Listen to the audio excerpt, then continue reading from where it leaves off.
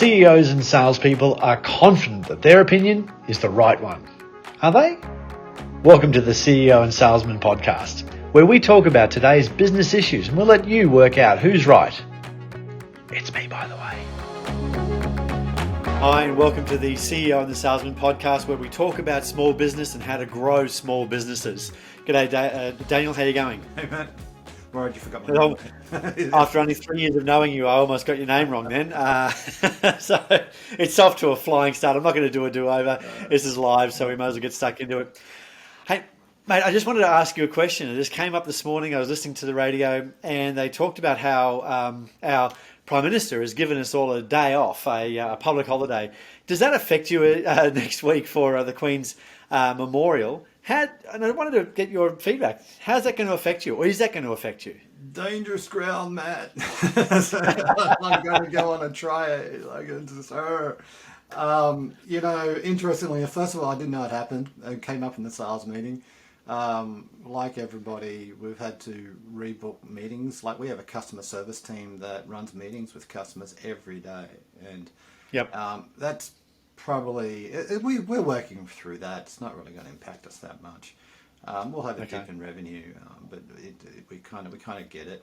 And also in Victoria, it's right against the grand final public holiday as well. So get this, I'm going to be in Sydney, and so people are expecting me to work. So I lose like the 4-day weekend, and it's like, and I'm saying to everybody, no, you can consider me in Melbourne for those 2 days.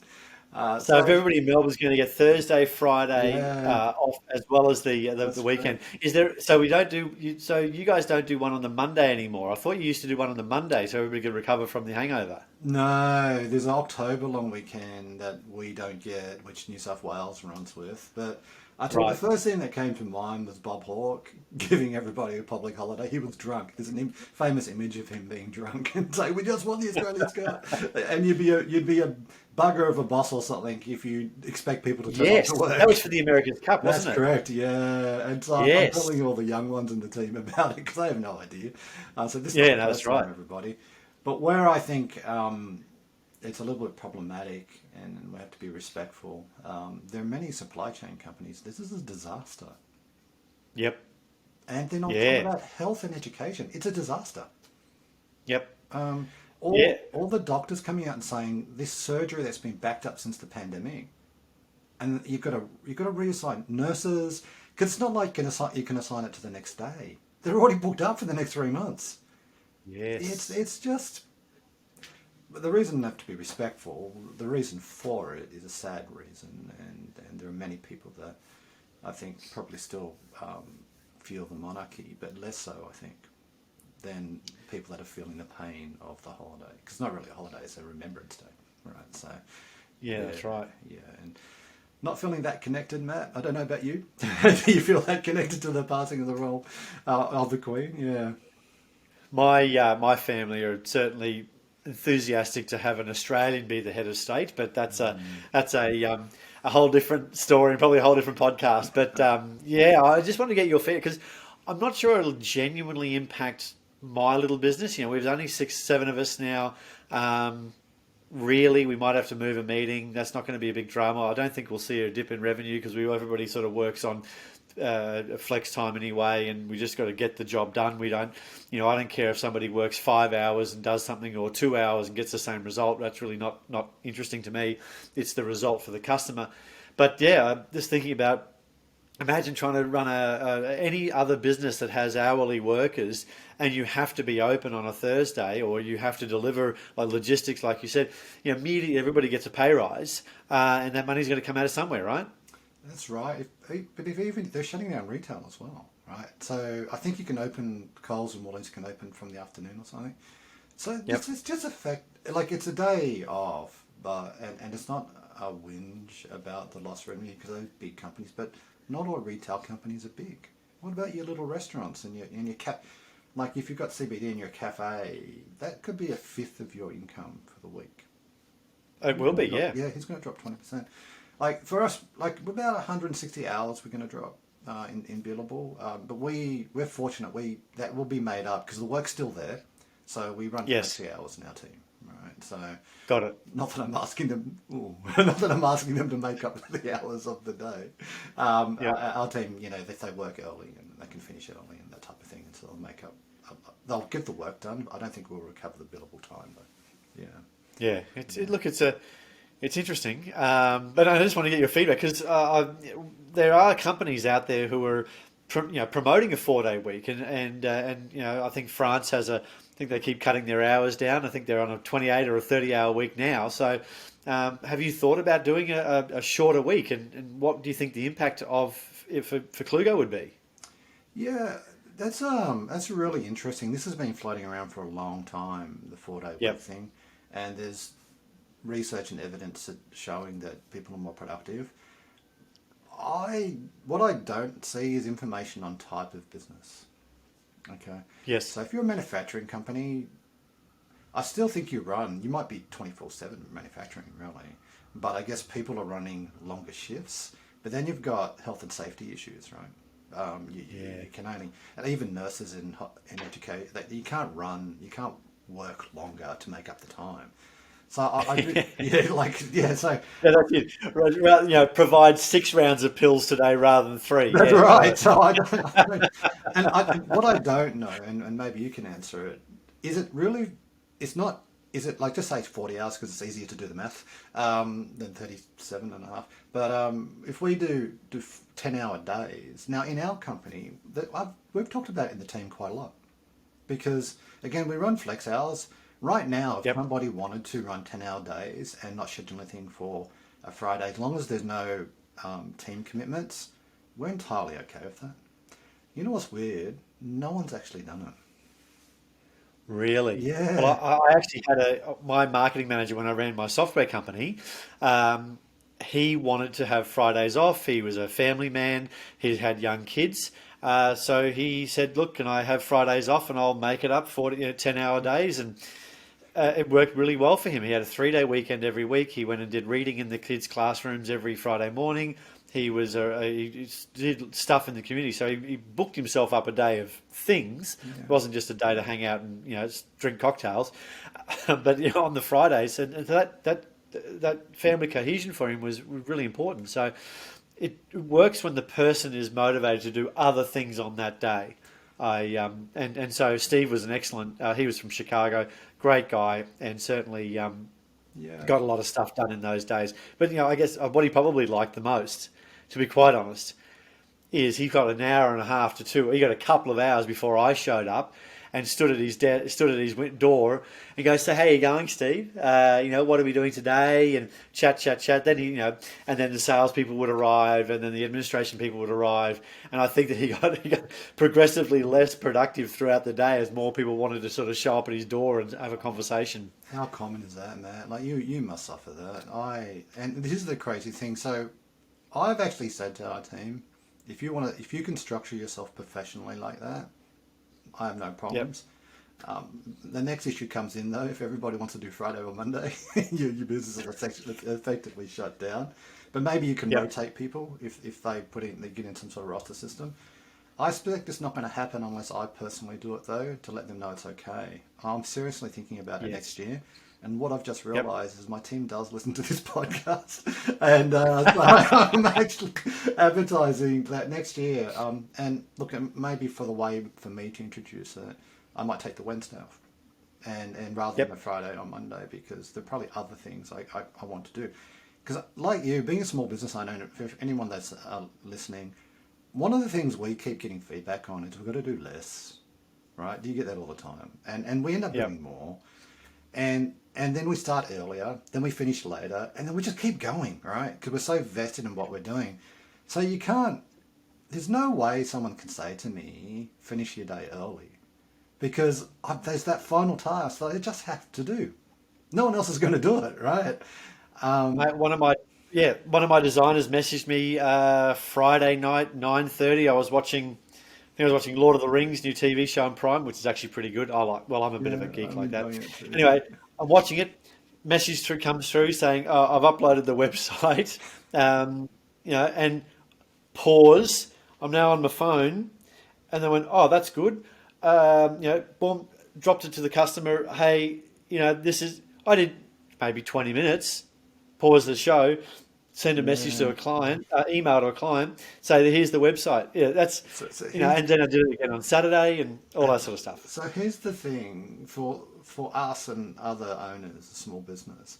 If you're going to do it, because if you want it in your company, because from what I'm hearing, there are many benefits, right? You actually take the day because, like, you advertise to the world, you're not available unless it's an emergency, right? Yep. Which is different to I'm taking some time off, contact me if you need to, right? Where you just get bombarded, right? Including Yep. customers, by the way. So Yep. if you take the day and you train and educate your network communications that day is just blacked out, then I think Yep. that would work.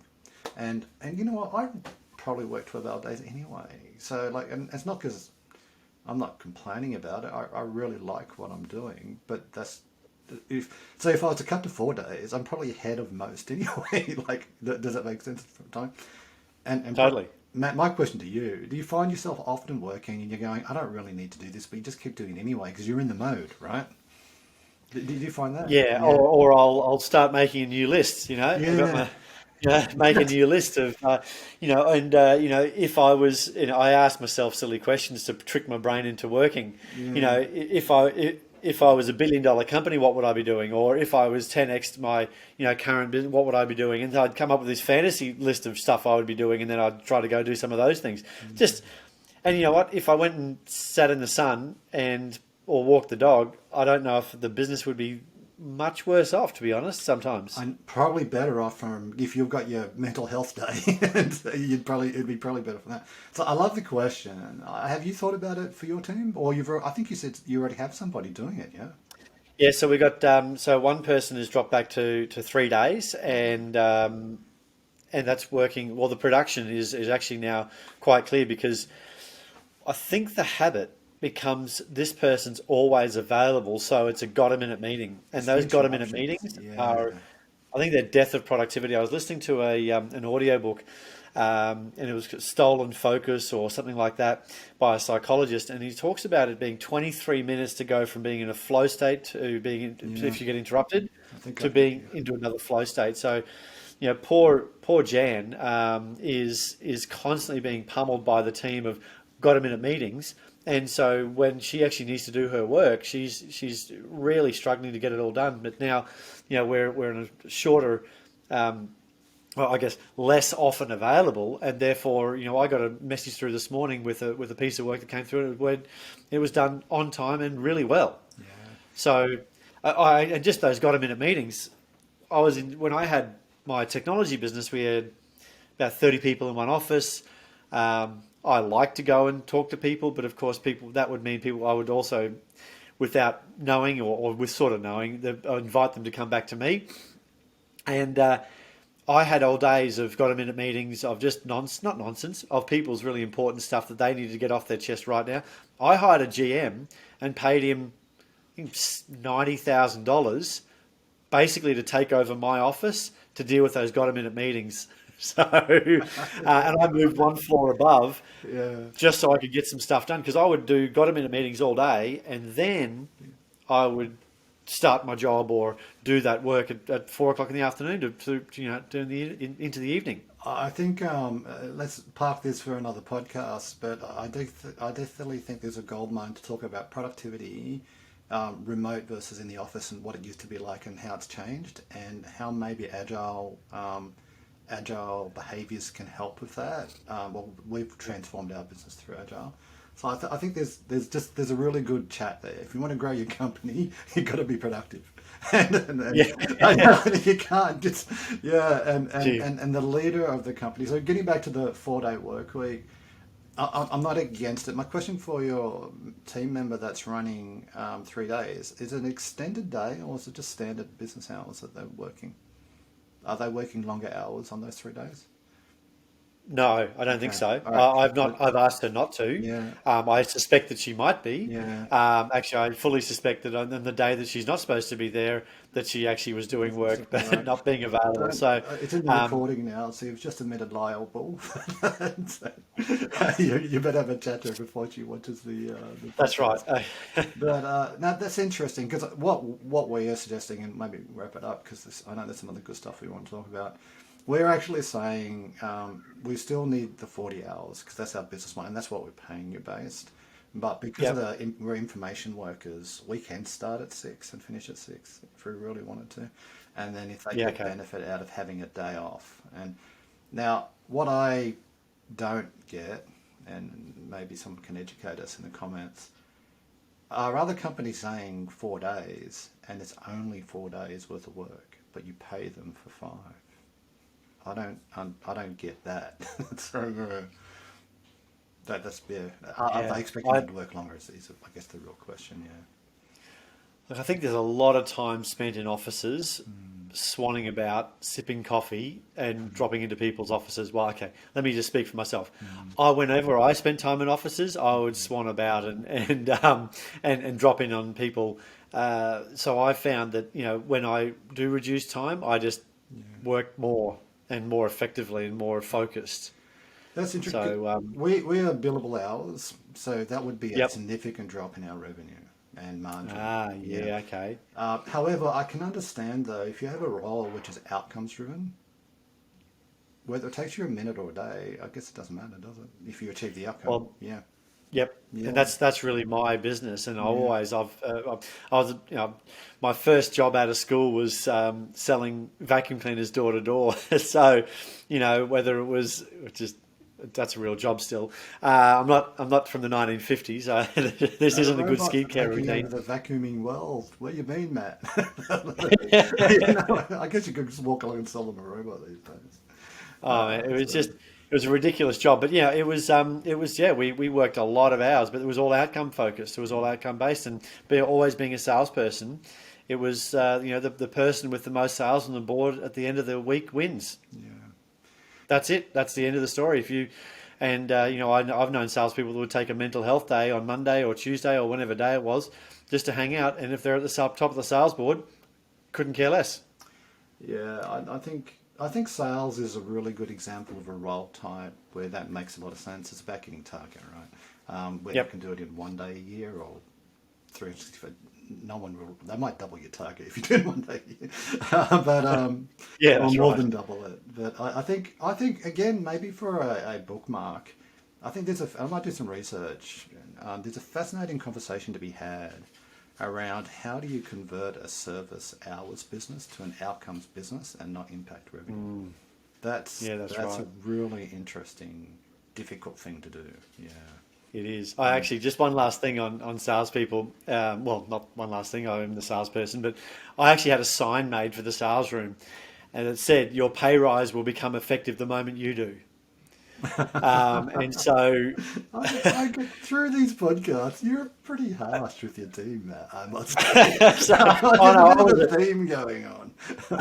I was a terrible boss when in my 20s. It Yeah, was all ego, and because I was just the best salesperson there, I just said, well, why? And I don't, I won't say I barely passed school. Made no effort at school, so I just assumed everybody was better and smarter than me. So if I could do something, that was sort of like those table stakes of being able to function in the world. So if I think something's idiotic, well, everybody should think that's idiotic because for me, with my limited intellect, why wouldn't that be I must say, a I'm not way sure I would have got along with obvious? your 20-year-old self, Matt. You Beg seem your much pardon? wiser these days. Thank you, I appreciate that. Yeah. Oh no, I was no nobody. The only people that liked working for me in my 20s were the salespeople because they got paid a ton of money to do their job, and I was the captain of that pirate ship. Yeah. Everybody else was luckily my wife, who's an amazing smart person. She ran everything else in the business. Yeah. I was the lead singer and of the band, but there was a whole bunch of stuff that occurred behind the scenes that if that didn't occur, the lead singer would be talking to himself. Yeah. So she ran finance and service and programming and everything. All I did was ran the sales and marketing. and we made a lot of money. Not many 20-year-olds get to drive an Italian sports car, but there was, you know, it was a very, very narrow field to play on. Yeah. So, All right. Big plug in there so for Italian sports cars. that's right. I love, yeah, that's right. I now drive a four-wheel drive because There of must be the a kids. marketing account for you, right? Is that what's going on? It's in the line items. That's right. Remember we spoke about the forecast. So the forecast has That's right. Maserati in it. That's right. That's really good, man. Oh, well, That's that it. was fun. I was a bit worried that was. I'm so glad we to get into the politics of those questions, so we can Yes, don't talk about politics or religion on this podcast, Matt. So I think that's good. that's it. Well, look, Daniel, that's 20 minutes Oh, of really? We're our done? show. Oh, geez. Do you want to jump into anything else, or do you think that's our show for the day? Yeah, look, I do. There is one thing because I constantly, when I'm surrounded by salespeople all the time, it boggles me how many sales professionals I meet that don't they advertise versus help with benefits. You know, and what I mean by Yep. advertise, they sell features. You know, they go, this robot vacuum cleaner has a battery life of 16 hours and will auto charge itself and auto drop out the rubbish. They're great features, right? Okay, Yep. there's nothing wrong with those features. But to highlight the difference, though, this robot vacuum cleaner means you no longer have to vacuum again in your life. That's the benefit. That's right. That's- And yeah. the type of feature benefit conversation really occurs in it seems to me, and when I'm talking to salespeople, when they're talking about features rather than benefits, is we need to figure out whether or not the product is commoditized. I am going to buy a faster computer. You know, if I'm looking at two computers, I'm going to buy the faster one, so I need to know that feature. But if I'm looking to buy a business service, something that has brain involved in it, that has a human delivering, then it must be about benefits. It must be about, but the benefits that I perceive as the salesperson or you perceive as the business owner that you've worked hard to develop are irrelevant if the customer doesn't see those as benefits. So as in conversations in the sales process, we need to have conversations with the customer saying, you know, where are you at? What are you trying to achieve? What have you done to try to solve that problem in the past? Why didn't it work? Because the thing is, if you start prescribing a 16-hour battery life and the person just hates vacuuming, then they're not going to be able to draw those conclusions. Where you, as the business owner, can draw those conclusions very easily. The customer needs to fully experience and understand the problem during the sales conversation, and then you only solve those problems. So we have a theory called sell today and educate tomorrow. Find out what's the problem, solve that problem, and then once they've bought, have them understand these are all the features of what you've bought. Luckily, and you've obviously made a really smart and a high quality decision to go with us, because here's all the added benefit we really didn't get into in the sales process. Yeah, So that's all. That's all awesome. Because I love how you brought services into the equation, because that's where I think the big missing piece. I think product features for products, it's been going on for a long time. You watch an ad and they go, here's the problem, here's the product, here's the benefit, right? So that's what they do. What I find challenging, though, with some sales professionals is that I'll just talk about accounting services, right? Because everybody understands what accounting service is, bookkeeper. sure.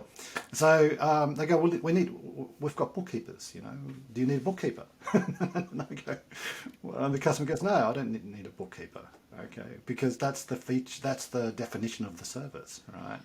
Well, I kind of want them to go, look, how are your set up of books right now? Are they a mess? Are they good? Are they bad? Do you need them to be good? Yep. Because that's the value of our service. We will guarantee that your books are always good. And I use a really basic example there. And anyway, I just wanted to shout that out, because I think that feature benefit conversation rarely gets applied to service. And I loved how you did it for your services. And I just wanted to highlight a different example for other people as well. But yeah, it's when I went to market looking for marketing services, right? We'll do 5,000 emails a month.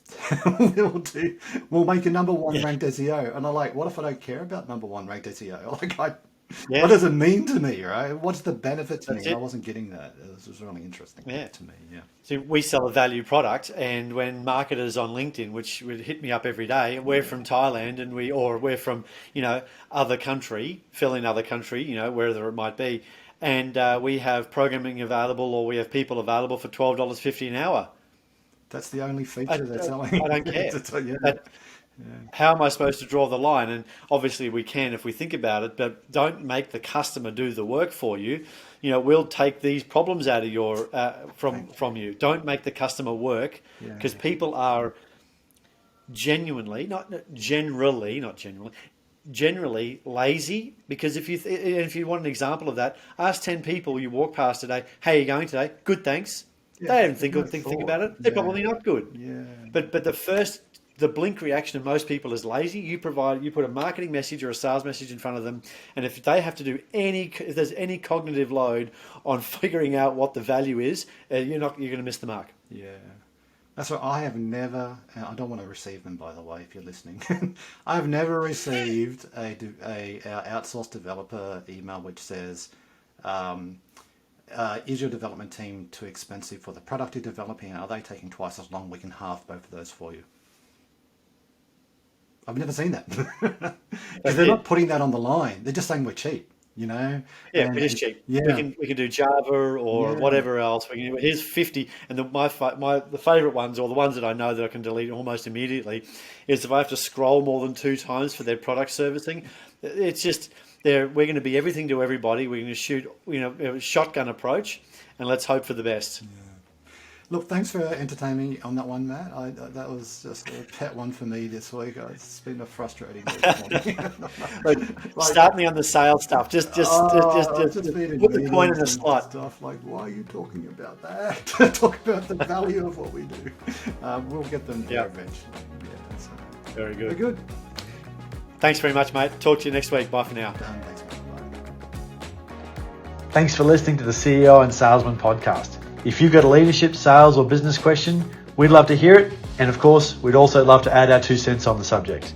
Tune in for next week where we talk about all these things and more. Bye for now.